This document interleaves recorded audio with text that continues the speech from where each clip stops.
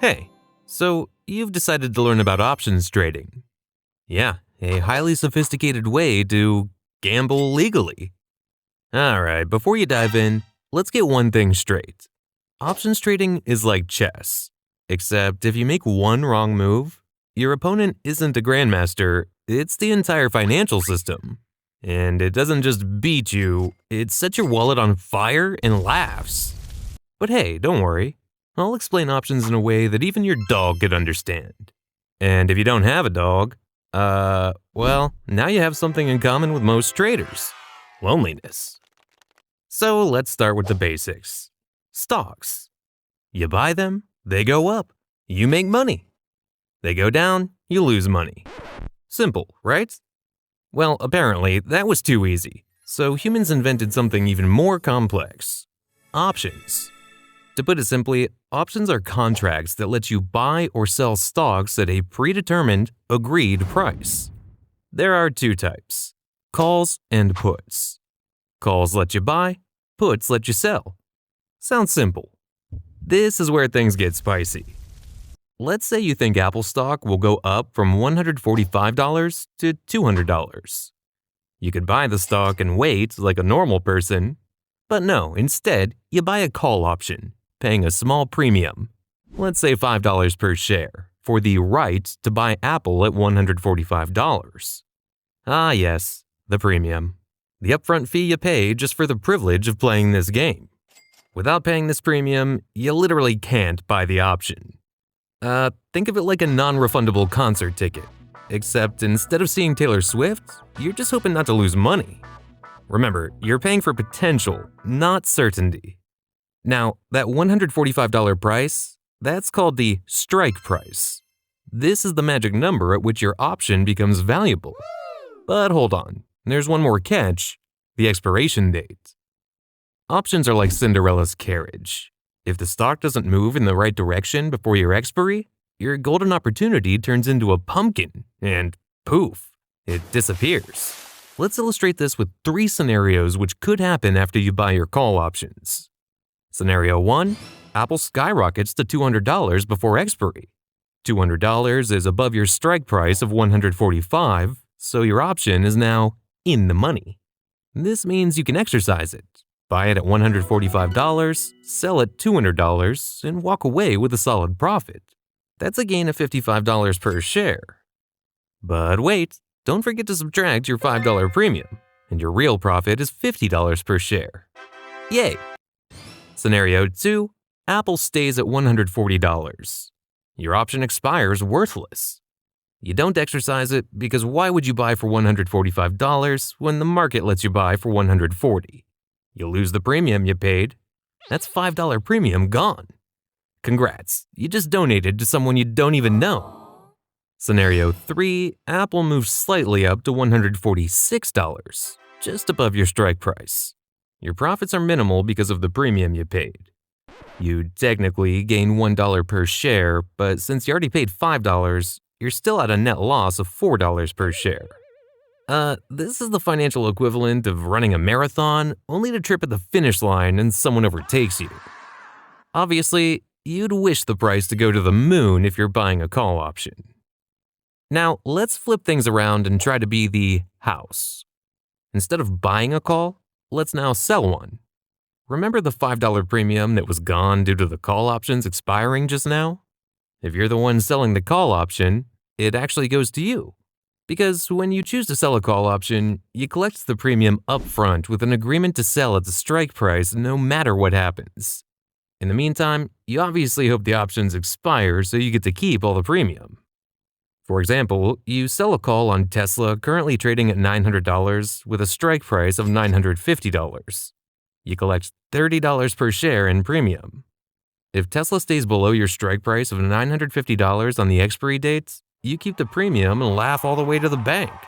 But if Tesla surges past your strike price of $950, you're forced to sell at $950 while everyone else is buying at $1,000. That's a $50 loss per share.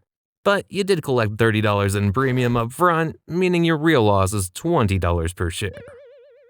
You may be thinking now, what if Tesla skyrockets to $10,000 on my expiry date? Well, congratulations. You've successfully identified pain. Because, guess what? You have already collected the premium from the buyer. This means you have an agreement to sell Tesla at $950 regardless of the price in the future. The future has now arrived. So while the rest of the world is already buying Tesla at $10,000, you would be stuck with this agreement to sell at $950. The buyer would execute his option to buy Tesla from you at $950 and immediately sell it at $10,000 to make a $9,050 profit. You, on the other hand, would take an eye-watering loss of $9,050 per share because now you have to buy Tesla at $10,000 just to sell it for $950. That's the exact opposite of buy low, sell high. It's buy ridiculously high, sell at a tragic discount. Oh, and don't forget that $30 premium you collected up front? Yeah, it's now just a tragic footnote.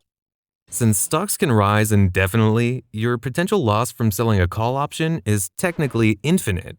This is how some people end up Googling how to disappear and start a new life. And if you thought buying and selling calls were bad, introducing buying and selling puts. Puts are the opposite of calls. Buying a put is basically saying, I think this stock is about to collapse, and I want to make money when it does. You're basically trying to profit off someone's misfortune. Or if you already own the stock, desperately trying to protect yourself from it. Think of it as buying fire insurance, except you really hope your house burns down. Here's how it works. A put option gives you the right to sell a stock at a strike price before expiration. This is useful when you think the stock is going to drop, and you want to lock in a selling price before it tanks. You pay the premium for this right because options aren't free. Example, buying a put on Amazon. Amazon stock is at $3,000. You buy a put option with a $2,900 strike price for $40 per share. If Amazon drops to $2,700, you exercise the option, selling at $2,900 instead of the sad market price of $2,700. Your profit?